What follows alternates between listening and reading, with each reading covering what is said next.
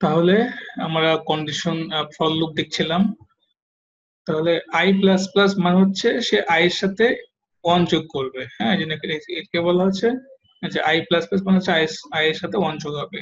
তাহলে আই এর ভ্যালুই ছিল ওয়ান, তাহলে ওয়ান এর সাথে ওয়ান যোগ করলে কত হবে? টু হবে। এই টুটা আবার কোথায় বসে যাবে? এই আই কিন্তু টু বসে যাবে।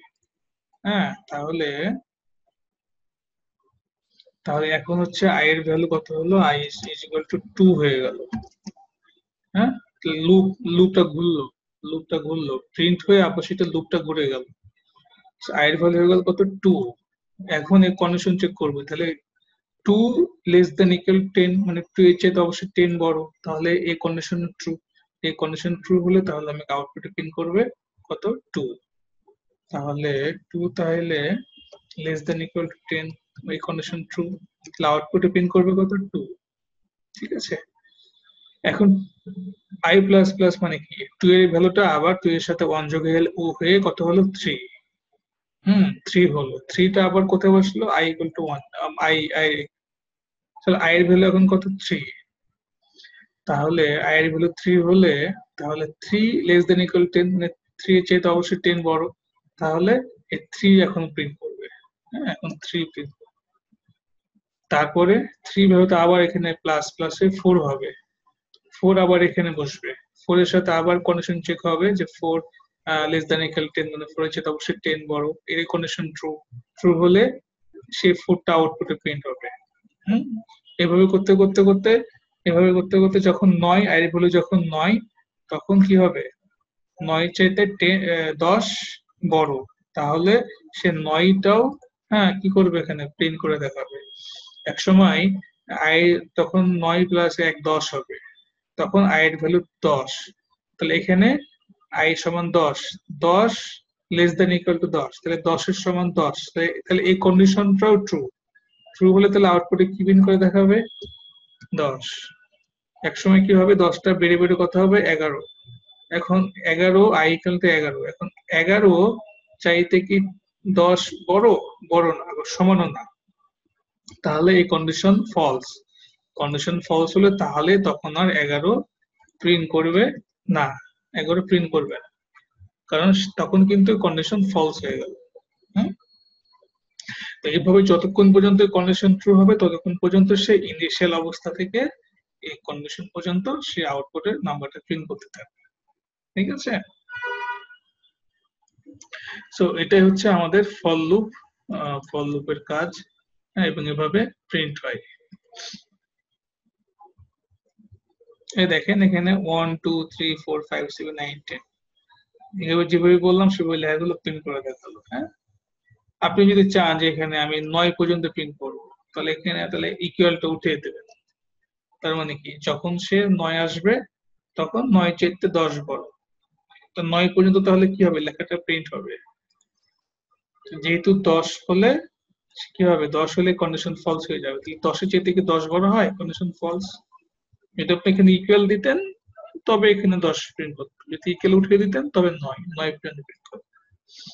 এভাবে করে আপনি একটা ইনিশিয়াল নাম্বার দিবেন এবং এখানে কন্ডিশন দিবেন, যতক্ষণ পর্যন্ত কন্ডিশন চলবে ততক্ষণ পর্যন্ত সেটা আউটপুটে প্রিন্ট করে দেখাবে। হ্যাঁ, সো এইভাবে তাহলে ফর লুপ কাজ করে। হ্যাঁ, ফর লুপ, তাহলে ফর লুপ গেল। তাহলে এই দেখেন ফর লুপ আমি যেভাবে দেখালাম সেভাবে আউট 1 to 10 প্রিন্ট করে দেখিয়েছি। ঠিক আছে। সো আমরা একদম হাতে হাতে কলমে শিখলাম কিভাবে ফর লুপ প্রিন্ট করে। হোয়াইল লুপ, হোয়াইল লুপও দেখেন সেম। এখানে হোয়াইল কন্ডিশন ট্রু, এখানে কন্ডিশনটা লিখতে হবে, ট্রু হলে এখানে কোডগুলো রাখতে হবে। সো এখানেও দেখেন 1 থেকে 10 পর্যন্ত প্রিন্ট করে দেখিয়েছে সেম ভাবে। সো এখানে যেটা করতে হবে, এখানে এখানে যে আমরা যে ইনিশিয়ালাইজটা প্রথমে করতে হবে কি? লুপের বাইরে করতে হবে।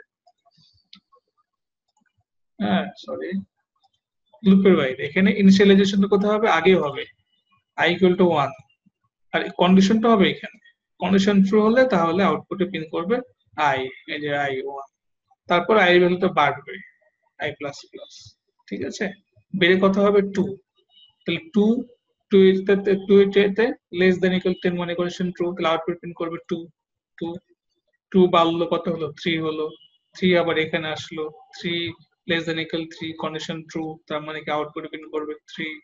হ্যাঁ, এইভাবে করে করে সে একই ভাবে প্রিন্ট করবে। কাজে for loop while loop same, শুধুমাত্র প্যাটার্নটা আলাদা। ঠিক আছে, শুধুমাত্র প্যাটার্নটা আলাদা। তাহলে ফর লুপ গেল, হোয়াইল লুপ গেল, ডু হোয়াইল দরকার নাই। ঠিক আছে।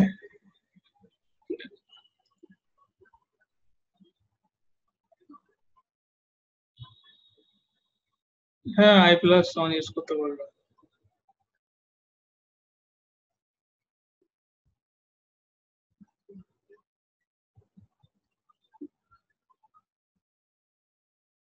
ওভাবে ইউজ করা যায় না, আই এর ভ্যালু এইভাবে লিখতে হবে, এই যে আই এর ভ্যালু তখন এইভাবে লিখতে হবে, I equal I plus one, I plus one, মানে আই এর সাথে ওয়ান যোগ হবে, ওয়ান যোগ করে যেটা হবে সেটা আবার আই এ বসবে।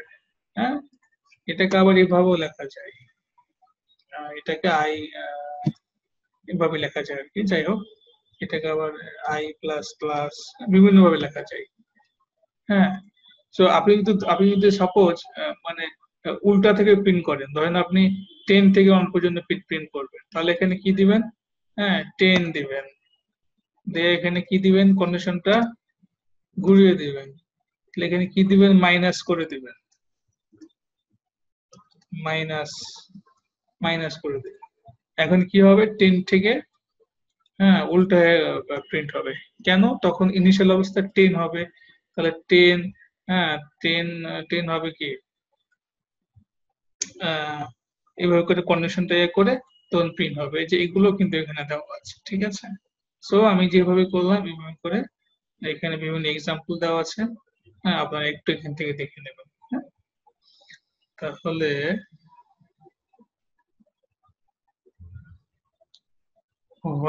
হোয়াইলও একই রকম।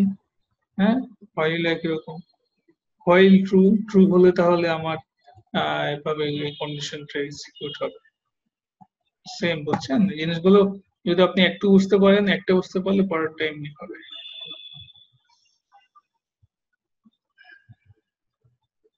সো আমাদের if else, for loop, while loop, এটুকুই মোটামুটি ইম্পর্টেন্ট ছিল। আর আপনাদেরকে দেখানোর মতো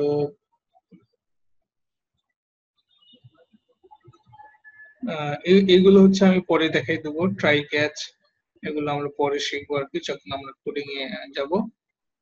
হ্যাঁ, এগুলো হচ্ছে বেসিক, বেসিকের মধ্যে আসলে এটুকুই। হ্যাঁ, এটুকুই থাক তাহলে।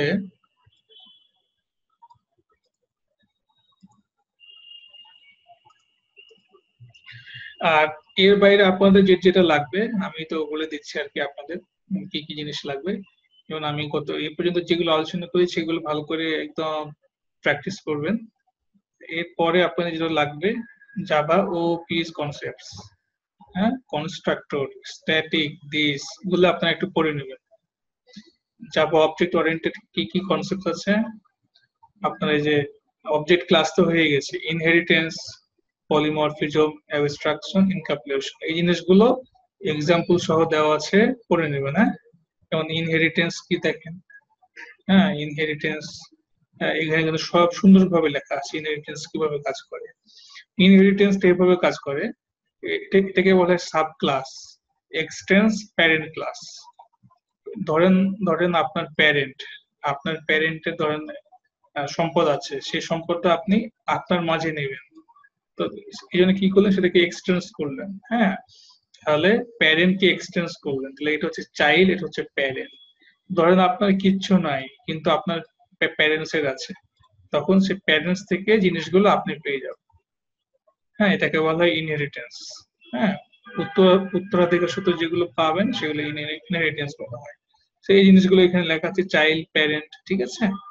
ইনহেরিটেন্স কি জিনিস, কি জিনিস সব সব লেখা আছে, ইনহেরিটেন্স পড়বেন। তারপর এখান থেকে জাভা পলিমরফিজম, মেথড ওভারলোডিং কি, ওভাররাইডিং কি, হ্যাঁ এই জিনিসগুলো একটু পড়ে নেবেন। Method overloading, we have created two methods. হ্যাঁ, যে মেথড ওভারলোডিং আসলে কি, যে মেথডের নামটা হবে সেম, বাট প্যারামিটার হবে দেখেন কি এখানে ইন্টিজার, এখানে দুইটা প্যারামিটার, একটা দুইটা, এখানে একটা দুইটা তিনটা। তো ধরেন একটা ক্লাসের মধ্যে দুইটা method, same method, but parameter গুলো আলাদা। তো এটাকে বলা হচ্ছে মেথড ওভারলোডিং। হ্যাঁ, মানে তার মানে কি মেথড গুলো ডাবল হচ্ছে, এটাকে বলা হচ্ছে মেথড ওভারলোডিং। আবার আছে কি মেথড ওভাররাইডিং, যে মেথড ওভাররাইডিং, ঠিক আছে। If a subclass provides the specific implementation of the method that is declared by one of the parent class, method overriding আমরা যেমন দেখেছিলাম on create and restore on create, ওই যে public class main activity extends app compat activity. So main অ্যাক্টিভিটির কিন্তু কিচ্ছু নাই, but সেটাকে আমি এক্সটেন্স করছি কিসে, অ্যাপ কম্পেট অ্যাক্টিভিটিতে। যে ওয়ান ক্রিয়েট মেথডটা, ওয়ান ক্রিয়েট মেথডটা হচ্ছে ওই অ্যাপ কম্পেট অ্যাক্টিভিটির। হ্যাঁ, তো এটাকে বলা হচ্ছে মেথড ওভাররাইডিং। এগুলো আমরা ওই অ্যাপের মাধ্যমে আস্তে আস্তে দেখে নেবো, ঠিক আছে। সো এটা একটু জাস্ট পড়ে নেবেন। আর এখানে এই যে অ্যাবস্ট্রাক্ট ক্লাস ইন্টারফেস একটু পড়ে নেবেন এটা। আর জাভা অ্যারেটা একটু পড়ে নেবেন, এটা যদিও আমি আপনাদেরকে দেখাবো পরে। ইনক্যাপসুলেশন, অ্যাক্সেস মডিফায়ার, হ্যাঁ access modifier, private, default, protected কি, প্রাইভেট কিভাবে ইউজ করা হয়, প্রোটেক্টেড পাবলিক কিভাবে ইউজ করা হয়, একটু পড়ে নেবেন। হ্যাঁ, খুব বেশি কঠিন না, একটু করলেই হবে। হুম, এখানে সুন্দর করে এক্সাম্পল সহকারে দেওয়া আছে। হ্যাঁ,